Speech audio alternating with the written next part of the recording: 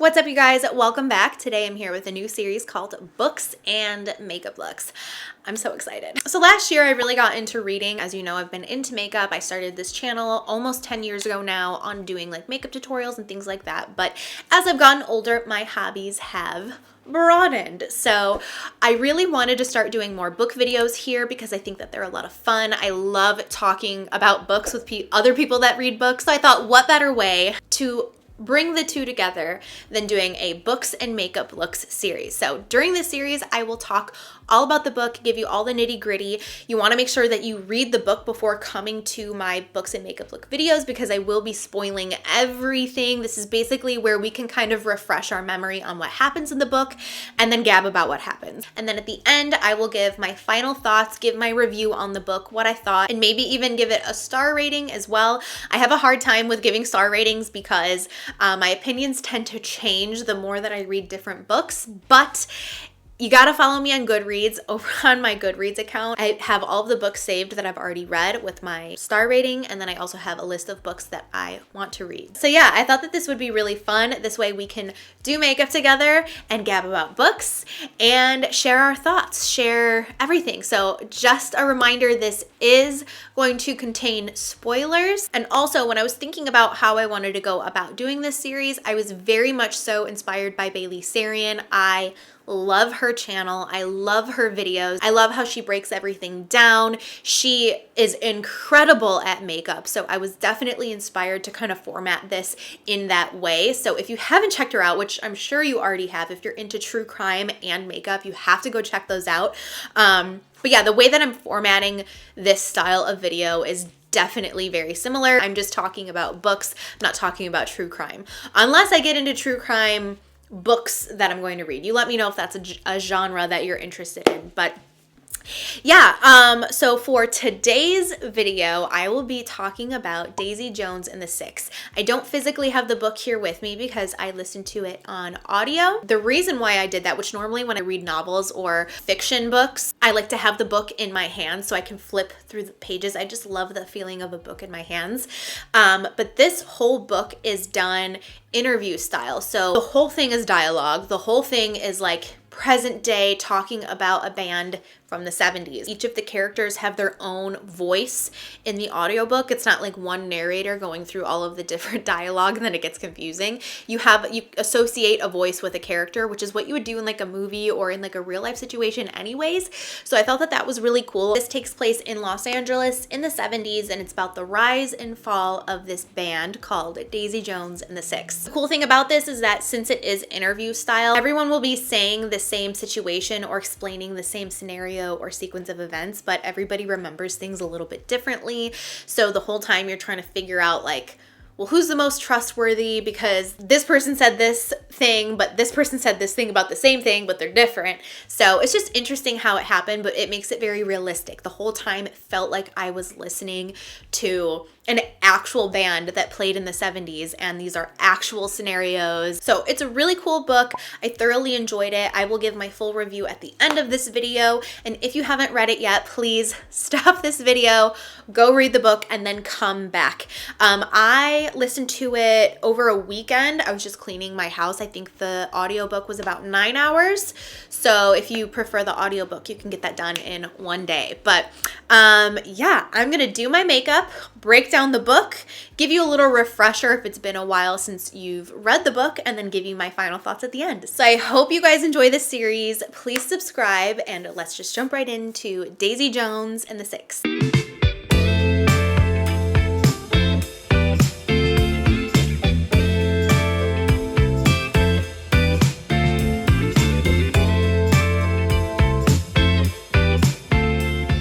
Okay, so this whole story takes place in the 70s, and the two main characters of this whole book are Billy Dunn and Daisy Jones. The whole book, you're getting perspectives from everyone that's a part of this band. So Billy Dunn, I believe he lives in Pennsylvania. I read this book or listened to the audiobook about a week and a half ago, and already some of the details of the book have escaped my brain. So next time I will film the makeup right after finishing the book so I don't forget anything. But basically, he starts a band with his brother Graham and a couple of other friends. And then he meets this girl when they're playing at a wedding. Her name is Camila. She kind of just like takes his breath away, and they just fall in love. And then the band goes to LA. So she stayed back. They kind of broke up. The band ends up getting a record deal, and then they get back together, and she goes out to LA with him, and they find out they're pregnant, and then they get married. Meanwhile, during all of that time, we're also hearing from Daisy Jones. She's already in LA, and she's kind of just like not necessarily a rebel, but just very confident in herself. She doesn't take any shit. She is confident in her music ability. She loves to write music, and she gets signed with the same label, but she is upset because the label wants her to sing their music. They won't let her sing her music, and then she kind of realizes, oh wait, yeah, you're right, I'm actually not the best at writing, because she had just like a bunch of like little snippets of songs, not like full-blown songs. It was just like parts of songs that then she would just like abandon. So like they weren't gonna like let her record just a snippet of a song, you know?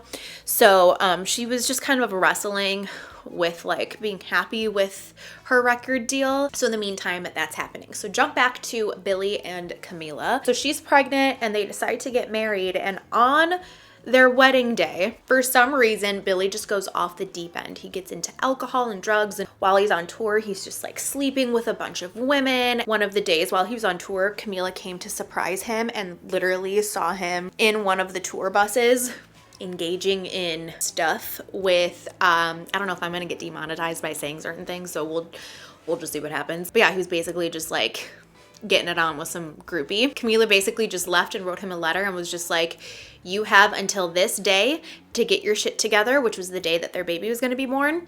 And then when the baby was born, I think that the baby came a little bit early. If I remember correctly, I could be wrong. It doesn't really matter. But basically, he missed the birth of his daughter, and then he went to rehab and didn't meet his daughter until 2 months later. But like throughout the entire book, he's like constantly battling with this feeling of wanting and trying so hard to stay sober. So yeah, basically he cleans up, he sobers up. By the way, the band called themselves the Six. They were the Dunn brothers, but then I think it was when they brought on Karen. Karen and Camila end up being like my favorite characters in this whole book. Anyway, Billy writes this song called Honeycomb, which is basically his love song to Camila. He had fallen so in love with her, first and foremost, but then because he had like messed up so bad and he had went off the deep end for that time, I think he just always felt like he needed to prove it to her that he loved her and that he was going to be there for her. But like at the same time, he also didn't know if he fully believed it. So he wrote the song Honeycomb that was basically about how they are going to live happily ever after. And in the end of the song, the words were basically like, we will have this house and we will, you know, so on and so forth. The band was basically talking about how they needed to have another person sing it with him. So they were looking for somebody to kind of like do a little duet with him. I was gonna say, I'm sure you can guess, but not even that. You've already read the book if you're watching this. But because Daisy's from the same label, she comes on and does this duet with him. But she was a firecracker. She didn't like the end of the song. She was very into writing songs herself, and she just felt like instead of the end being like, we will have this and we will have, you know, the house and the meadow and like blah, blah, blah, blah, blah. She phrased it as a question of, will we have this house? Will we have this happy ending? Will we? And that pissed Billy off because this was kind of like his song for his wife, that he was almost like he was trying to prove himself through this song. So he's just like really offended, but everybody else liked Daisy's way better. So they record this song the way that Daisy wanted to sing it. And then basically she goes on tour with the Six and they sing this song. She just kind of starts to get a little bit more famous because the Six was more famous than she was. So she was still kind of up and coming. And they were both really up and coming, but they had more of a fan base than she did. And meanwhile, she was dating somebody that worked at her label, I believe. I am like almost out of this concealer. While they were on tour, she like broke up with this guy that she was sleeping with, and I'm pretty sure that he worked at the label. And then she went to go perform because she was performing, what is it called when the band before goes up before? I forgot the name. You can let me know down below. But basically, she went up there and her band wasn't there. So the guy that she broke up with, he had convinced her band not to go up and convinced them to leave with him. And he just like left. So she was up there by herself, so embarrassed because she didn't have anybody to sing with or to play her the music that she was going to be singing to. So she starts to play acoustic on stage, and then Billy ends up going on stage and joining her. And now remember, he's a little bit more famous, and he was like, do you guys want to hear Honeycomb? And so they sang Honeycomb together acoustically. Meanwhile, there's somebody named Eddie who he was up there playing the guitar. He was a part of the Six, but he was playing the guitar for Daisy. And when Billy came up there to sing with her, he just kind of like took the guitar from Eddie, and multiple times throughout this story, Eddie just gets so upset and like acts like a little baby about things, which I mean, it's kind of warranted because Billy turns out to just be kind of a dick over and over and over again, but Eddie just gets his feelings hurt so easily, and he's like so petty and upset. So whatever, that's one of the first times that he gets like really upset at Billy. Normally they would sing Honeycomb like with the whole Six band, but I think Billy just saw that she was out there by herself and wanted to support her and kind of like felt bad that she was like there without her band. So they sang Honeycomb together acoustically, and they just had this like musical connection. Then after they're done singing Honeycomb, then the Six came out to perform, and she just stayed on stage, and Billy was like, yeah, just stay on stage. So she performed with the Six, which normally she would come like go off the stage, you know. I need to look up what the name is for what that is when like the other band comes out first, but yeah, so it's not normal for her to stay out there. So she stays out there with the band. Then the band kind of realized, hey, like we like her. She works really well with the band. Like musically, she's there. She's got a great voice. So basically the band just agrees after the show that they want Daisy to come on and be a part of the Six. And they all talk about like what they should name the band. And I believe it was Teddy. I don't remember who, but somebody said it should be Daisy Jones and the Six. And that's where that band got its name and how the band came about. Meanwhile, Karen, one of my favorite characters, she and Graham is Billy's brother, and he's also in the band, and Karen's also in the band, they kind of start having like a little thing, and it's super cute. They just secretly start like a little relationship, which I think it started to be like really flirtatious at first and then grew from there, but it was kind of like nobody knew about it. It was a secret, and it was like their little thing. So Billy and Daisy hated each other. While they performed really well and had really good musical chemistry together, and their like voices sounded really good together, they just could not stand each other. Billy was sober and really working hard at that, where Daisy was just like really into drugs, really into partying, and they both criticized each other because Daisy said that all Billy ever wrote about was Camila and his love for Camila, and then Billy said that all Daisy ever sang about or wrote about was her love for drugs and getting high and being drunk and all of that. Also, when Daisy came on to sing with the band, they all decided that Daisy would have equal part as Billy in the band. So because they hated each other, it caused for a lot of tension between the two, obviously. So then Billy writes this song called Aurora, again, another song about Camila, and Daisy was just kind of over it. She didn't want to hear him she didn't want to sing another song about Camila, and she was like, I'm over it. I think he won that argument because they make a whole album called Aurora, and he needed Daisy to sing that part of the song, like really raw, almost like an ugly sound. Like he wanted her to just belt it out.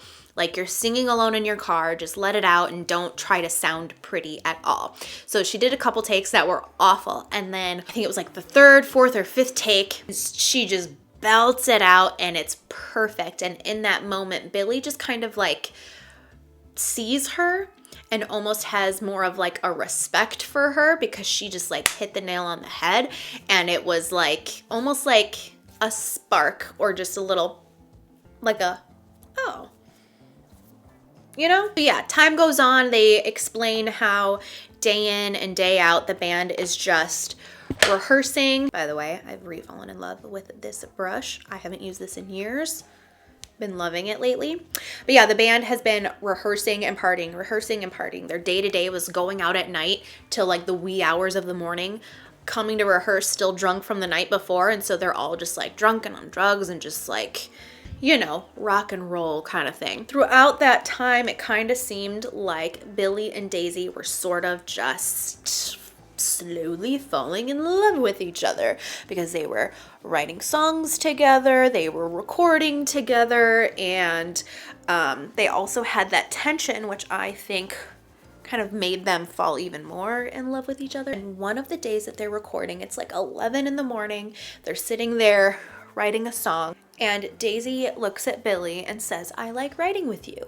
And Billy looks at her and says, "I like a lot about you." And then she leans in to kiss him, and they kind of like touch, and then he pulls away and they leave because like, yeah, they were like about to like kiss. So he goes home, and then he takes his kids to Disney World with Camila. That was kind of random, but that's what he did. And then tension just continues with the band because it was obvious that like Daisy and Billy were starting to have feelings for each other, and that wasn't good, obviously, because he's like, you know, married and has kids. I think by this point, he and Camila had another set of girls. They had twins, and I believe that they were born by this point. Oldest daughter's name was Julia, and I cannot remember what the other two girls' names were, or if they even told us. I can't remember. Tension begins growing between Daisy and Billy. She kind of puts her foot down about a song that she wanted them to sing, and the band basically voted in her favor. So they had this like pretty big disagreement about it, and he was all upset. And then they went on like a little recording break, and Daisy leaves the country, and while she's there, within like, how long was this? While she's there, she meets this guy. His name is, she calls him Nicky. Obviously, they get married. So stupid. Like, she's literally there for a total of 1 month, and within that time, she gets married to this stranger man. But he was like such a bad influence. He was way more into drugs and alcohol and partying than she was. Like, there are times like later on where she like talks about getting clean, and he just like puts drugs like right under her nose, like to make her keep doing drugs. He's really into that whole scene. And so then after about a month break, the band meets back up, and there's just all of this tension. Everybody's mad at Billy. When before they had an issue with Billy, now they weren't talking to him, they were talking about him behind his back instead of just going directly to him and saying what they were upset about. Billy would basically like change parts of the songs and re-record them or change things. So the band just kind of felt like, is this Billy's band and we're just a part of it? Or especially Eddie, like he was being a little diva a little bit. I think I just don't like his character because I guess some of his, you know, their feelings are valid. Then Daisy returns from, I think they were in Italy at that point. I think, the guy that she married said that he was an Italian prince. I think it was an Italian prince. I could have the country wrong. But yeah, basically said that he was royalty.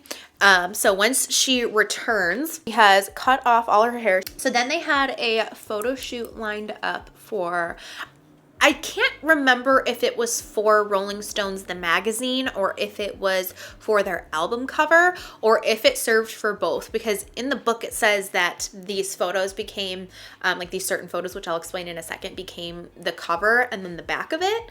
But then I wasn't sure if that was for the magazine, because then they kind of talk about like in an article, so I'll get into all that. But yeah, they do this photo shoot again. There's like all of this tension, especially between Billy and Daisy, because like they kind of are in love with each other but like hate each other at the same time, because he's obviously with Camila, he's in love with Camila. Like throughout the whole book, you get why he's in love with Camila. She just seems like this confident, like beautiful, mature woman. Like she's a woman, and it's like, yeah, obviously he loves Camila. But then you're kind of like, even though Daisy has like made so many mistakes and also like are rooting for her, but like you don't want them to be together because obviously you want Billy to be with Camila. So anyways, they're on this photo shoot. They haven't spoken since she had like left and came back, and the photographer gets the 2 times that Billy and Daisy glance at each other and lock eyes. It was just for a brief moment. And those 2 shots are the front and back cover of their album. And I believe it was also what was on like a Rolling Stones magazine cover, because after the photo shoot, Daisy's all drunk per usual, and I think they're out at like a bar or something, and the writer for the Rolling Stones magazine is talking with her, and Daisy wants to just like unleash all this information, and this journalist is like, are you sure you want to do that? Like, are you sure you want to go on record? Because like he could tell that she was drunk and high, and like didn't want her to say anything that she truly didn't want to. And she said, yeah, I don't care, whatever. So then she starts to go on and on about how Billy had like betrayed Camila when she was pregnant, goes off and like rats him out about doing all the drugs and alcohol and all that kind of stuff. So then this writer goes to talk to Billy, because he will write the story, but he doesn't want to write a story about that kind of stuff. It's sad. He didn't want to write about like a family potentially almost being broken up, or just, you know, that's like sad information. He didn't want to write it, but he was going to. He would have. So he talks to Billy about this. He's like, listen, I'm gonna write this story. This is what Daisy told me about you. He's like, I will write it unless you give me something else to write about. So he goes on to talk about how much he hates Daisy Jones. Again, the person that he secretly kind of sort of has feelings for, and who kind of sort of has feelings for him as well. He goes on to say how much he hates her, because I think as much as he loved her, he equally hated her at this time. Especially after ratting him, or like, especially after telling his whole story to this writer, like, not cool. So then this writer makes the whole article that he's writing about how this most popular band, this up-and-coming band who makes amazing songs, they have this great musical dynamic, the two main singers hate each other. And then the cover is like them looking at each other. And so that's kind of like what contributed to Daisy Jones and the Six really rising and becoming so popular, because everyone wanted to know like what's going on. Let's see this band. Let's hear them play. Let's hear this band play where the two main people hate each other. And then people kind of speculated that they actually truly loved each other, which they didn't admit to. They truly didn't like each other, but they, you know, again, they still kind of did love each other. I had mentioned how Daisy really wanted to get clean. She was, or not really wanted to, but she had started having those feelings of wanting to get clean, and especially the time where like she had like said to her husband Niccolo she didn't want to do drugs at that time, and he just like kind of like, not necessarily that he forced her to do it, but when she said no, he just like insisted, and then she kept doing the drugs. And one time I think they were out of the United States. Basically, she woke up in a bathtub with water on her, and she was like, hey, like what happened? What's going on? And he was like, yeah, you overdosed.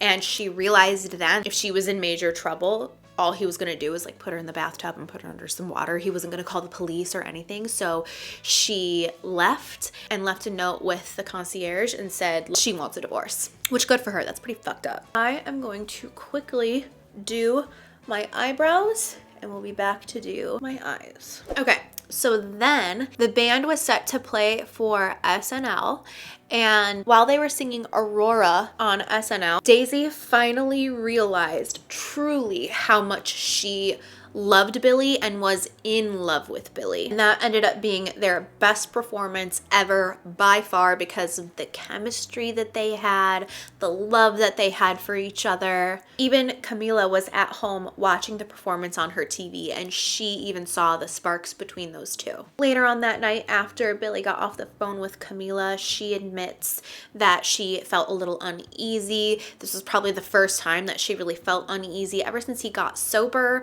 and just, you know, like seeing the chemistry between those two. She just felt a little like, I don't know. And then Daisy comes up to Billy's room. She comes inside and they're talking, and she basically explains to him that she wants to get clean. She wants to get sober. She doesn't want to do drugs anymore. And this entire time, Billy has stayed sober, and that was something that they always kind of butted heads about, because he was clean, and I think he kind of, I don't want to say he judged Daisy for not being clean, but that was definitely something that they had disagreed on. Although at the same time, I mean, I don't know this, but I can only imagine that somebody that's like trying to stay sober is struggling with those thoughts and feelings. So being around it has to be incredibly difficult. So yeah, she came to him and said that she wanted to get clean, and he said that he would help her. And then that morning, Billy gets a phone call, and the person on the phone tells him that Teddy had a heart attack and passed away. And that's when like the band really started to unravel, because everybody was so upset and sad and just mourning the loss of Teddy. Daisy never got clean, and Billy didn't help her because he struggled with trying to stay sober as well during that time because he was so depressed. Even so much so, he was at a hotel bar and he almost got a drink, but then he saw his wife and kids and didn't get one. Anytime that he would almost relapse, the thing that would pull him out of that would be his wife and kids, or the thought of his wife and kids. So meanwhile, throughout all of this, Karen and Graham still have their relationship going on, their secret relationship going on. Nobody knows that they are together. Karen finds out that she is pregnant. She's never really wanted to be a mom or have a family. Graham was more excited about being a father and having a family, so they were disagreeing on this, and ultimately Karen decided that she didn't want to be pregnant anymore. And that whole situation is ultimately what broke them up. Meanwhile, during all of this, Daisy was still struggling with the fact that Teddy had passed away, but also she was really struggling because she had really strong feelings for Billy, and she just knew like he's married and he's like in love with Camila, but she just was really struggling with the fact that like she couldn't have him, but she was so in love with him. Billy was also freaking out because he had never written an album, written a song or anything without Teddy. Everything was those two together. And this entire book basically leads up to one night in Chicago in 1979. And this is where everything just kind of comes to a head. So we're in Chicago, 1979, and the band is ready to play. Camila's like backstage, but like on the side of the stage watching Billy, and she's got one of her daughters named Julia on her hip. And Billy just looks over and sees Camila and just admired Camila, just like knew everything was going to be okay. Like, that's his family. His wife and kids are there to support him, and everything is going to be fine. While he's looking over at Camila, Daisy notices, and she just feels so much heartbreak because, you know, she just has so much love for Billy, but like still knows nothing could ever happen between them because he loves Camila so much. And she even, you know, she cared about Camila as well. She didn't know her very well, but she never had any ill will towards Camila. She just happened to be so in love with Billy. So even though Honeycomb was probably their most popular song, they hadn't sung it at all this entire tour for the Aurora album. Billy saw one of the fans in the front row holding up a Honeycomb sign, and for whatever reason, he just asked the audience, "Do you want to hear Honeycomb?" And of course the audience went wild. Of course they wanted to hear the song because it's like their most famous song. And the band was kind of caught off guard because they haven't played the song in like over a year at that point. So Billy gets really close to Daisy on the mic to sing with her, which made her very uncomfortable, and he noticed because, you know, she's like super in love with him. She didn't want to be that close to him. And during her interview, Daisy explains that they sang it basically like nobody was in the room, that they were just together singing it alone, even though like his wife was literally on the side of the stage and this whole audience was there. And towards the end of the song, this is the song that was like, we will have the house and we will have this beautiful life that we imagined and dreamed of and whatever. And Daisy said it should be more of a question, and that's what the song ended up being, is like, will we, which was always kind of like in Billy's heart. It felt like, I don't know, almost like confirming that he didn't know if he could do that for Camila and make that life for them. So he's always hated the song because of the way that Daisy had changed it to say that. So then come the end of the song, as they're playing live in Chicago, Daisy changes the lyrics and sings it the original way that Billy had originally wrote it. It's way more like lyrical and like, you know, than the way that I'm explaining it. And that just meant so much to Billy because he had his own doubts about his sobriety and just, you know, whether or not he could give that life to Camila or not. So it really meant a lot that like Daisy sang it that way, and then everybody could hear it the way that he originally intended the song to be. And just hearing Daisy sing it that way gave him just the confirmation that he could give this to Camila. So in a way, he was just happy that she sang it that way. But at the same time, he felt sad because he knew that to give Camila that life, it meant losing Daisy and giving up potential possibility of ever being with Daisy. So after the show, Daisy just waved goodbye. And then Graham and Karen ended up getting in a fight off stage, obviously because the show was over. So they got in an argument off stage, and Graham was like yelling at Karen. They had a lot of tension and like unresolved feelings between them. And then Graham goes and finds Billy at the hotel bar, and he like really needs to talk with Billy because he just had this big argument with Karen and he just needed his brother. He needed someone to talk to, and Billy just blew him off. That's one of the parts in the whole book that just like pissed me off about Billy, because even though everyone has made mistakes and everything, that was like the one time that like you could have just been there for your brother. He clearly was upset, and he just kind of like blew him off. So that happened. Then Graham is back up in his room and Karen comes up to talk with him. They basically just like hug it out, but they don't like resolve anything. It's just more of like an understanding of like they don't hate each other. They're not mad at each other, but they are both hurt, but they also realize like they can't be in the band anymore together. So meanwhile, Billy's at the bar. He orders a drink and he has his first drink in I don't know how many years.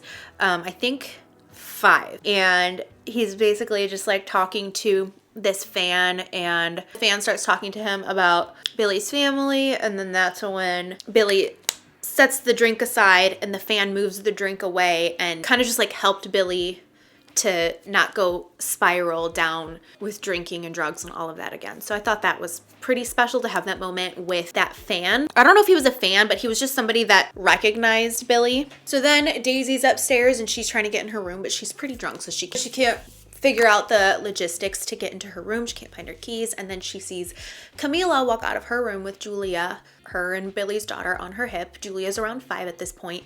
And Camila comes over, helps Daisy in her room, and they have a little chat. And at this point, we find out that this entire interview that again, this whole story that we're hearing from is from the members of the band. We find out that the interview and the author is Julia this entire time. And again, Julia is Camila and Billy's daughter. So basically, Camila explains to Daisy, listen, I know you love Billy. I know he loves you back. But ultimately, Billy will not leave me. He loves me. So you need to leave the band because this is just like bad for everybody. It's bad for the kids, for Camila and Billy's kids. You're hurting yourself because you're in love with Billy and he's in love with you, and it's just never going to happen kind of thing. But she tells her that she's rooting for her. She wants her to get clean, take care of herself, and just basically that she just cares about her. And then when she left, she said, no offense, but I hope I never see you again. And I just laughed when that was said because I don't know, I just really like Camila. I love her character. And in that moment, Daisy just like, she took no offense from it. She completely understood. And that morning she took the first flight out. She left a note saying she was leaving the band, and she went and got clean. That same day that she left, pretty much everybody quit the band. Pete quit the band, which I don't think I've even mentioned him once. He's kind of like an irrelevant bandmate in like this whole story. Like he just kind of is there and like doesn't say much. So then the members of the band go on to say everything that's been going on in their life since 1979. Daisy tells Julia, the interviewer, and Camila and Billy's daughter that basically, even though she didn't really know Camila all that well, she had so much love for her and gives her credit for just helping Daisy get clean. Like because of that, that's why Daisy got clean, and that basically saved her life. And because of that, because she got clean, she traveled the world. She ended ended up adopting 2 kids. And that's also when it's revealed that Camila had died in 2012, 5 years prior. And throughout that whole time, Billy and Camila were together. And then last part of the whole book is this letter that Camila left for her 3 daughters. And it tells them that after she passes away, give their dad Billy some time to heal and recover. But then to give him Daisy's phone number so that he can give her a call because those two owe her a song. Okay, so my final thoughts on this book. I thoroughly enjoyed it. I feel like because I listened to it on audio, I wasn't really sure where I was in the book. So when we got to Chicago of 1979, I thought that we were like in the middle of the book and the book was concluding. So that kind of threw me off guard. I definitely wanted more, but that's my fault. I wasn't paying attention. I was just in the zone cleaning my house and listening to the book. So, but I felt like it was a very, not relatable like I've ever been in these scenarios, but it just made sense. Like, things aren't always easy. Like relationships are messy, and it presented real life scenarios, which I appreciated, and it showed different love stories that I feel like we're just not used to seeing. Like Camila, I feel like was such a unique character and I really liked her. Everybody had pros and cons about themselves. Everybody made mistakes. And even when people would do like messed up things, they were still very likable. I really felt that I was listening to like a true story. I wanted to hear the songs and I wanted to look up each of these people on Instagram and see what they're up to, but they're not real people. But I'm so excited that they're making it like a mini series on Amazon Prime that's coming out in March, I believe. So I cannot wait to see it all come together and be able to visually see this and how it's interpreted that way. And something else that I really liked is that the same story was being told by different members, or by each of the members of the band. So different things would change within the story, but I just feel like that was so realistic, because if you ask anybody what were the series of events during this time period years and years ago, different details are going to change because everybody has a different perception on reality, and it's kind of up to you to decide like what the truth actually is and who you trust. And yeah, I don't know. It was just very interesting. I really liked the book. So all in all, I think that I would give this book I would say a 3.7 out of 5 star, maybe a 4, but I'm going to say 3.7 out of 5 because I gave The 7 Husbands of Evelyn Hugo a 4 out of 5 star. I really enjoyed that book, and this to me I enjoyed just a little bit less. Yeah, who knows? That could change. I swear, the more that I read different books, I come back and I change my ratings on other books that I've read because I just get more of a, I don't know, just an understanding of what I like in books. So yeah, I hope you guys enjoyed this video. Let me know if you're excited for the series and thumbs it up if you are, and subscribe so you don't miss out on the next one. Let me know what I should review next. I'm actually reading The Butterfly Garden right now. That is a very different kind of book. That is definitely more, it's kind of like I'm reading an episode of Criminal Minds. That's what it feels like. That book covers very heavy topics, very uncomfortable, icky, creepy topics. So I don't know how to even go about that because I'm also not trying to get demonetized. So let me know your thoughts. But also I don't want to limit to myself to a certain genre. So let me know what you think. I hope you guys are excited about this. All of the makeup products that I used in this video will be linked down below in the description box. So if you're curious about anything that I used, it will all be linked down there. Thank you so much for watching. Please subscribe and I will see you in the next one. Bye.